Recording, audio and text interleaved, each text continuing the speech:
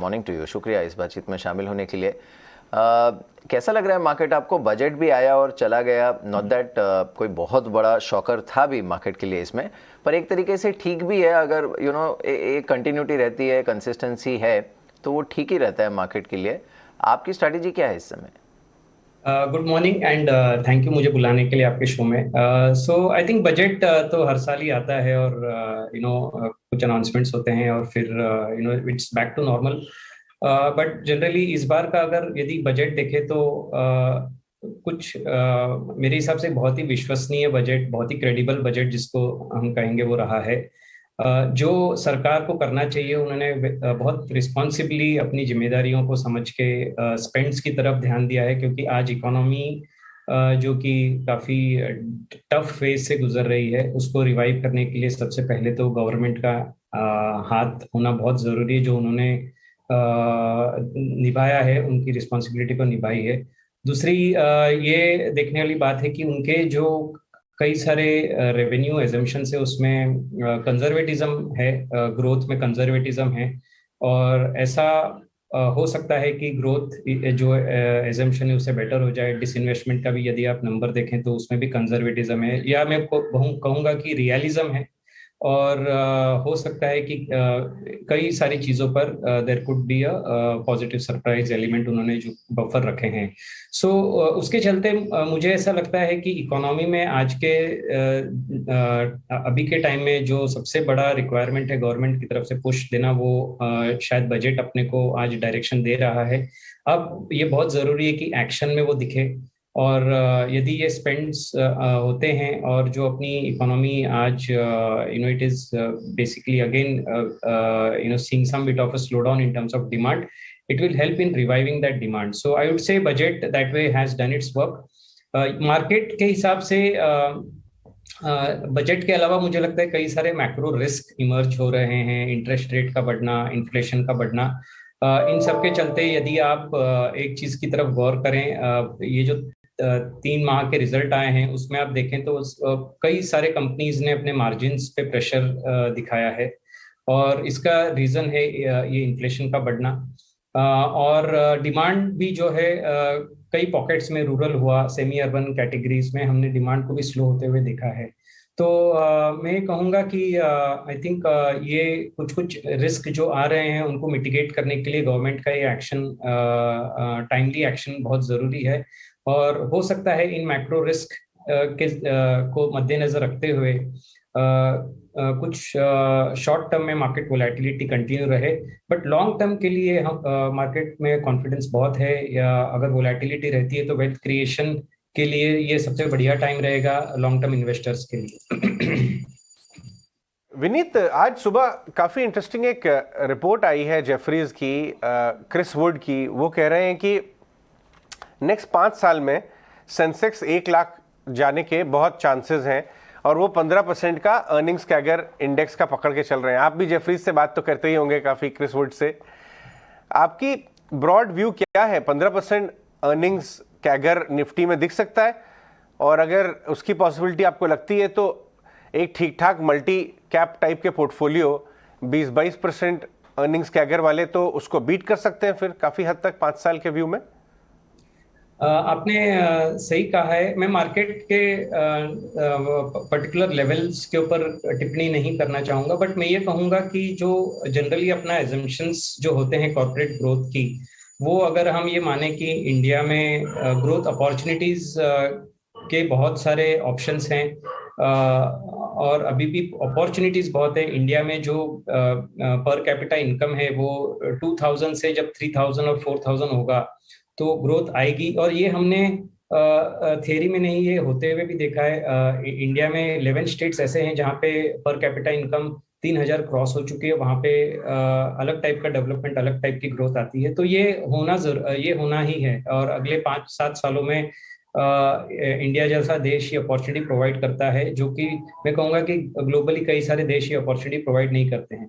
अब जहां तक ग्रोथ की बात हो कि 15% ग्रोथ होनी चाहिए या 17 होनी चाहिए कॉर्पोरेट सेक्टर की, या 12 होनी चाहिए, आई थिंक एक रेंज यदि हम माने कि बिटवीन 12 to 15% की रेंज लेके यदि हम चलें अगले 5-7 सालों के हिसाब से अगर पोर्टफोलियो बिल्ड करें तो I think that is a fair range one should assume. अब इसमें हो सकता है कि कुछ साल नमी दिखाएं, कुछ साल तेजी दिखाएं। हमने पिछले 5 सालों में देखा है कि एजम्पशंस होती थी 15% की, लेकिन आया ग्रोथ सिंगल डिजिट है।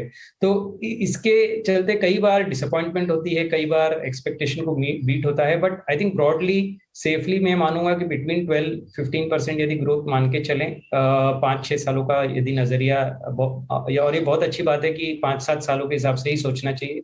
तो I think there is a possibility that the corporates should be in a position to deliver this type of a growth. Alright, morning Vineet, Priyanka यार। तो ऐसे में आप एक बहुत ही बेसिक सवाल है, लेकिन of course I am sure इसकी इंपॉर्टेंस बहुत होती है। ऐसे में कौन से वो सेक्टर्स हैं या ऐसे पर्टिकुलर अगर स्टॉक्स आप बात कर पाए, नहीं तो कौन से ऐसे सेक्टर्स हैं जिन्हें पोर्टफोलियो में होना ही चाहिए? तो यदि हम पोर्टफोलियो के हिसाब से और थोड़ा मीडियम टू लॉन्ग टर्म यदि सोच है हमारी और उसके हिसाब से देखें तो 2 चीजें ध्यान में रखनी चाहिए पोर्टफोलियो में। एक तो है कि स्टेबिलिटी ऑफ अर्निंग्स कौन से सेक्टर प्रोवाइड कर रहे हैं, स्टेबिलिटी के साथ साथ विजिबिलिटी कहाँ पे ज्यादा है, और ये होना बहुत जरूरी है। आज के माहौल में हम लोग देखते हैं कि डिसरप्शन हर जगह हो रही है, सेक्टर के साइकिल शॉर्ट हो चुके हैं। तो ये बहुत ही इस टाइप का रिसर्च बहुत इंपॉर्टेंट हो जाता है, और जबकि कई बार रिस्क ऐसी इमर्ज होती है जो हम सोच भी नहीं सकते हैं। तो आई थिंक 2 चीजें मद्देनजर रखने जैसी, एक तो है visibility and stability of earnings, दूसरा है वैल्यूएशंस। इन 2 पैरामीटर्स को ध्यान रखते हुए मैं ये कहूंगा कि जो एक तो बैंकिंग सेक्टर है जो अब स्लो साइकिल से उभर रहा है, वहां पे वैल्यूएशंस भी ठीक हैं, और जैसे इकोनॉमी ग्रोथ होगी तो ये सेक्टर जो है ग्रो होगा।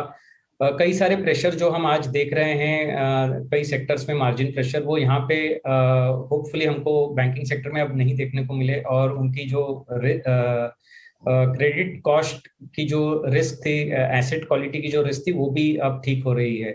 सो एक ये सेक्टर है जहां मुझे लगता है कि आउटलुक अच्छा है और one needs to be present in selective banks. दूसरा जो सेगमेंट है जो मुझे लगता है कि लॉन्ग टर्म के हिसाब से निवेशकों को बने रहना चाहिए, वो है health care sector. Health care sector ऐसा सेक्टर है जहाँ पे it is like semi FMCG, जहाँ पे ग्रोथ आती रहेगी, बीमारियां और एज फैक्टर जो है वो ये सुनिश्चित करेगा कि इसमें ग्रोथ आती रहे, और इंडियन कंपनीज को एक ग्लोबल कॉम्पिटिटिव एडवांटेज मिली है। तो इंडिया से सप्लाईज ग्लोबली जाते हैं, जो कि आज चाइना भी नहीं कर पा रहा है। So I would say this is one sector which one should focus on. एक टैक्टिकल पर्सपेक्टिव, सिक्लिकलिटी पर्सपेक्टिव, जो हम देखते हैं कि एक सेक्टर जो लो में आ चुका है, क्या उसके चांसेस हाई जाने के हैं, तो उसमें मुझे लगता है कि ऑटोमोबाइल और ऑटो एंक्स जो ऐसा एक सेक्टर है जहां पे सेक्टर 4 साल से लो में चल रहा है, सेक्टर के डायनामिक्स सारे लो पॉइंट पे आ चुके हैं, और एक पॉजिटिव साइकिल इसमें एक अच्छा जो है निवेशकों को रिटर्न दे सकती है।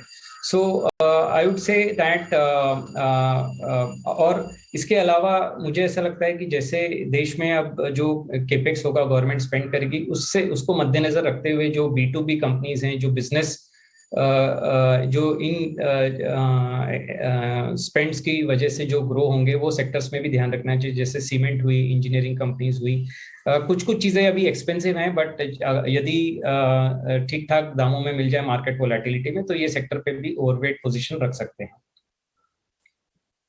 विनीत, एक बात बताइए, बिकॉज थोड़ा सा बजट आपने सही कहा कि वो हर साल ही आता है, और उसमें से कुछ हद तक आप obviously you can infer few stories from that, but otherwise ये जो इस समय का जो ग्लोबल सेटअप है और जिस तरह की कंसर्न्स हैं, अब आपको लगता है कि नया हाई अटेम्प्ट कर सकता है मार्केट इस साल फिर से एक बार, led by earnings and the sustained economic recovery, या फिर यही एक रेंज बाउंड भले ही लिमिटेड डाउनसाइड वाला मार्केट हमें इस साल देखने मिलेगा?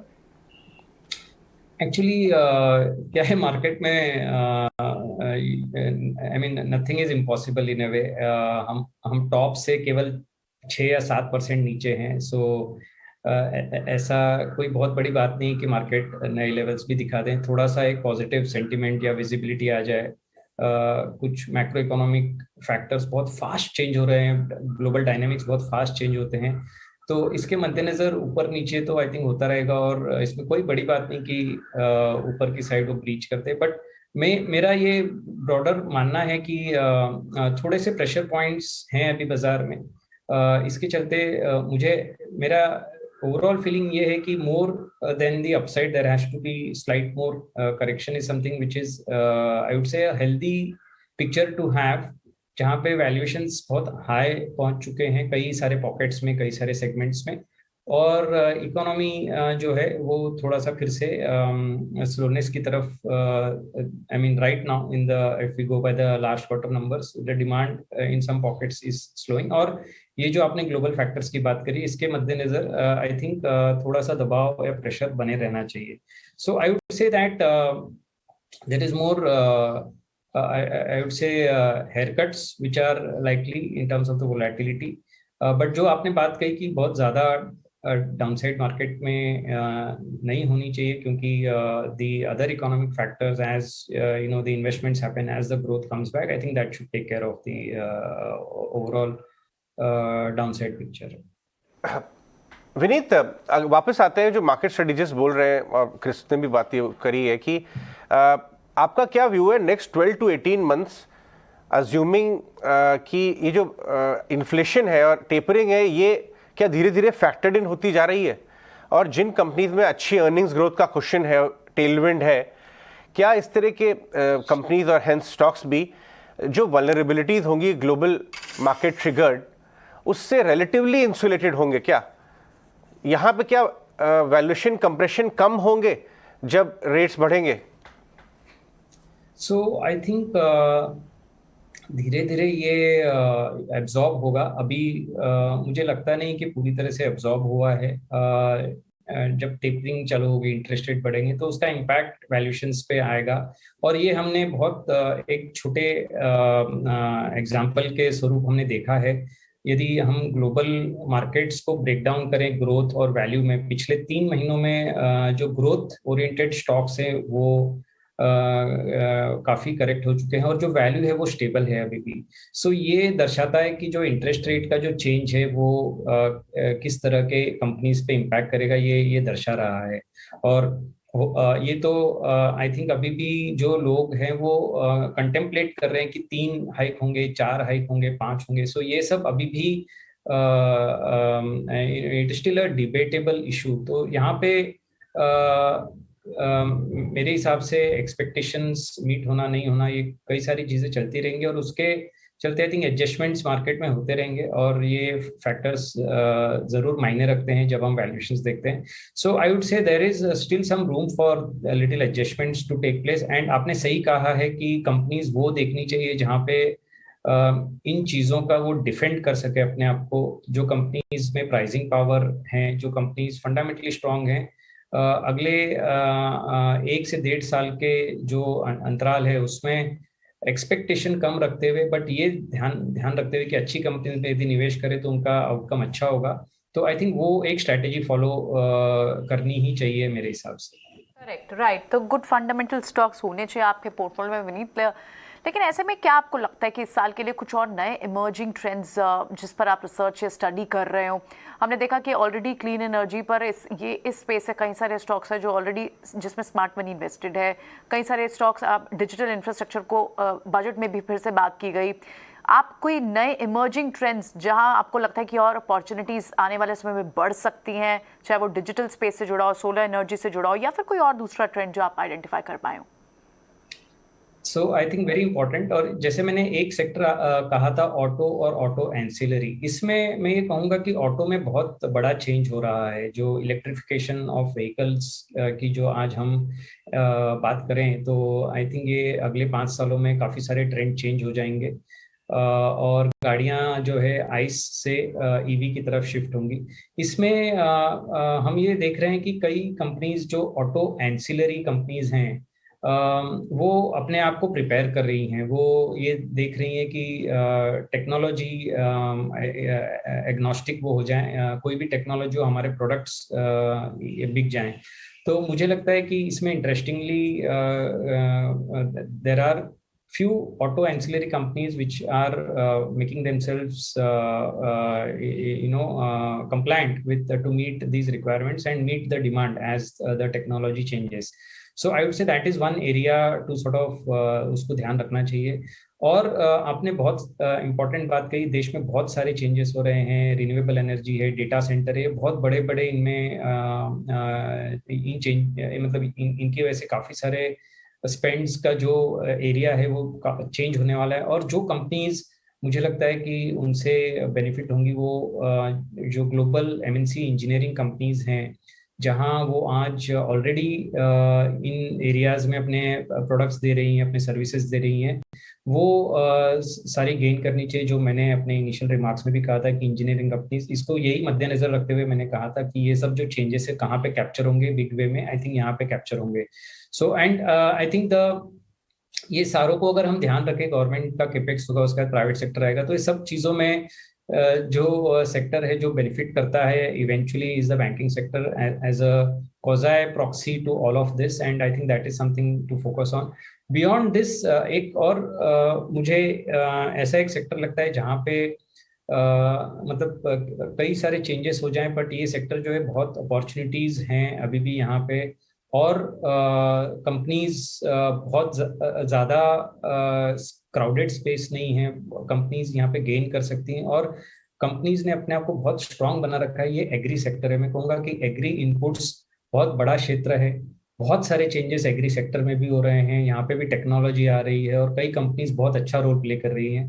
तो एग्री एक ऐसा सेक्टर है जो लॉन्ग टर्म के हिसाब से निवेशकों को अपने पोर्टफोलियो में रखना चाहिए.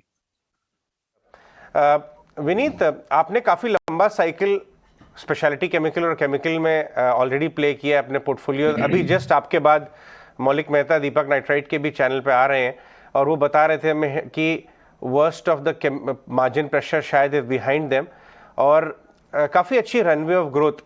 आपको लग रहा है कि ये एक नाउ नेक्स्ट फेज केमिकल का, जहाँ 30-40% का करेक्शन हो गया ओवरऑल, बहुत सारे फैक्टर्स, सप्लाई चेन एटसेट्रा, ये वो ओनरशिप, ओवर ओनरशिप, अब ये यहाँ से एक नेक्स्ट लेग अर्निंग लेड और क्वालिटी वापस से एक्सपैंड हो सकता है ये स्पेस? हाँ, ये सेक्टर एक्चुअली काफ़ी इंटरेस्टिंग है और हम कई सालों से इन्वेस्टेड है. हमने बीच में भी थोड़ा सा वैल्यूएशन के चलते हमने अपनी पोजीशन थोड़ी लाइटन अप की थी, बट हम इस सेक्टर से बाहर नहीं हैं.